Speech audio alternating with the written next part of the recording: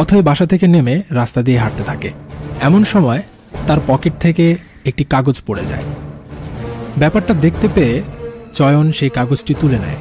চয়ন কাগজটি খুলে দেখে সেটা মেয়েটির একটি গুরুত্বপূর্ণ কাগজ, তাই সে মেয়ের পিছু নিতে থাকে। মেয়েটি ব্যাপারটি খেয়াল করলে সে মনে করে ছেলে কোনো বদ মতলব নিয়ে তার পিছু লেগেছে। তার হাঁটার গতি বাড়িয়ে দেয়। চয়ন মেয়েটিকে পিছন থেকে ডাকতে থাকে, এই যে আপু, শুনছেন? কিন্তু অথই কিছু না শুনে সামনে আগাতে থাকে। এক পর্যায়ে চয়ন মেয়েটির গায়ে হাত দিয়ে ডাক দিলে মেয়েটি রেগে যায়। মেয়েটি বলতে থাকে, আমি অনেকক্ষণ ধরে লক্ষ্য করছি তুই আমার পিছু নিয়েছিস, তোর সাহস তো কম না। অথই তখন চয়নের কোনো কথা না শুনে তার গালে একটা চড় বসিয়ে দেয়। মেয়েটি বলতে থাকে, চুপ, তোদের মতন ছেলেদের আমি ভালো মতন জানি, বাজে মতলব নিয়ে তোরা মেয়েদের পিছু পিছু ঘুরিস।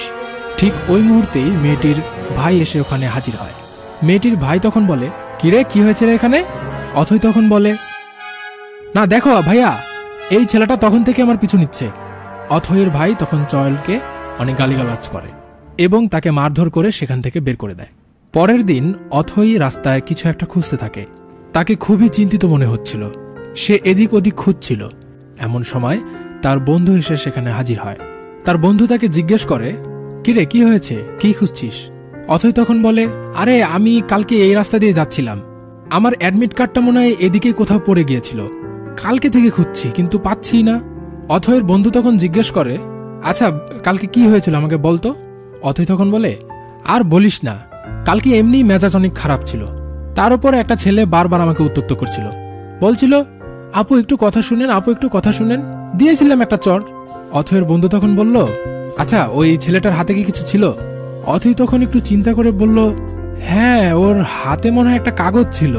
অথয়ের বন্ধু তখন বলল, হায় রে, ওই ছেলের হাতের কাগজটাই তো তোর অ্যাডমিট কার্ড হতে পারত। অথই তখন মাথায় হাত দিয়ে বলল, হায় রে বন্ধু, তুই তো ঠিক বলেছিস, এটা তো আমি ভেবে দেখিনি, এখন ওই ছেলেটাকে কোথায় পাই? অথয়ের বন্ধু তখন বলল, আচ্ছা কালকের এই ঘটনাটা কোথায় ঘটেছিল? অথই তখন বলল, এই সামনেই। অথয়ের বন্ধু তখন বলল, ঠিক আছে, তাহলে তুই ওইখানে যা, ওই ছেলেটাকে পাওয়া যায় কিনা। অথই তখন তার বন্ধুকে ধন্যবাদ দিয়ে সেখান থেকে চলে যায়। গতকাল ঘটনাটি যেখানে ঘটে অথই সেখানে যায় এবং ছেলেটিকে খুঁজতে থাকে। কিছুক্ষণ পর অথই চয়নকে একটি বাড়ি থেকে বের হতে দেখে। চয়নকে দেখেই অথই তাকে ডাক দেয়। চয়ন তার সামনে আসে এবং তাকে জিজ্ঞেস করে, জি আপু, বলুন, কি বলবেন? অথই তখন চয়নের কাছে ক্ষমা চায়। সে বলে, আসলে ভাইয়া, আসলে গতকাল যা ঘটেছিল সেখানে সম্পূর্ণ দোষ আমার। আমি আসলে ব্যাপারটা বুঝতে পারিনি যে আপনি অন্য কারণেও আমাকে ডাক দিতে পারতেন। চয়ন তখন বলে, আসলে গতকাল যখন আপনি চটং পটং করে রাস্তায় হাঁটছিলেন তখন আপনার পকেট থেকে এই কাগজটি পড়ে যায়। কাগজটি আমি কুড়িয়ে নিয়ে আপনাকে অনেকবার ডেকেছিলাম, কিন্তু আপনি ভেবে নিয়েছিলেন আমি কোনো বদ মতলবে আপনার পিছু নিয়েছি। অবশ্য আপনারও কোনো দোষ নয়, বর্তমানে আমাদের দেশে যে পরিমাণে ইফটিজার বেড়েছে সেই হিসেবে আপনি এটা মনেই করতে পারেন। যাই হোক, এই নিন আপনার অ্যাডমিট কার্ড, আর আমার নাম চয়ন। অথই তখন চয়নের সাথে হাত মিলায়।